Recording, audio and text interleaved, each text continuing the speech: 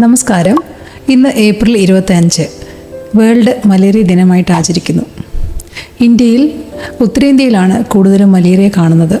ഇപ്പോൾ കേരളത്തിലും ഇതര സംസ്ഥാന തൊഴിലാളികൾ കൂടുതലായി വരുന്നതുകൊണ്ട് നമ്മൾക്കിടയിലും കൂടുതലായിട്ട് ഇപ്പോൾ മലേറിയ കണ്ടുവരുന്നുണ്ട്. ഫീമെയിൽ അനോഫിലസ് മോസ്കിറ്റോകളാണ് ഈ രോഗം പരത്തുന്നത്. രോഗബാധിതനായ ഒരാളിൽ കുത്തിയതിനു ശേഷം അത് നമ്മളിൽ കുത്തിയെങ്കിൽ മാത്രമേ നമുക്ക് ഈ രോഗം പകരുകയുള്ളൂ. പ്രധാനമായും 3 രീതിയിലാണ് ഇതിൻ്റെ ലക്ഷണങ്ങൾ കാണുന്നത്.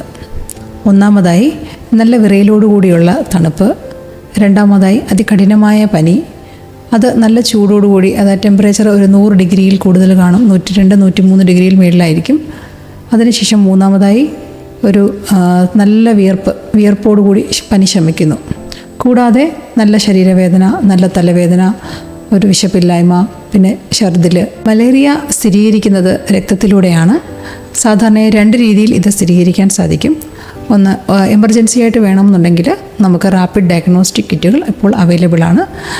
വളരെ വേഗത്തിൽ തന്നെ ഇത് കണ്ടുപിടിക്കാൻ സാധിക്കും. നേരത്തെ പറഞ്ഞ ഈ രോഗലക്ഷണങ്ങൾ ഏതെങ്കിലും കാണുകയാണെങ്കിൽ എത്രയും വേഗം ഒരു വൈദ്യസഹായം തേടുകയും ഒരു രക്തപരിശോധനയിലൂടെ നിങ്ങൾക്ക് ഈ രോഗം സ്ഥിരീകരിക്കുകയും ചെയ്യാവുന്നതാണ്. അതുകൂടാതെ കൊതുകുകൾ പെരുകാതിരിക്കാനും രോഗങ്ങൾ പകരാതിരിക്കാനും നമ്മുടെ ചുറ്റുപാടും പരിസരവും വൃത്തിയായി സൂക്ഷിക്കേണ്ടതാണ്.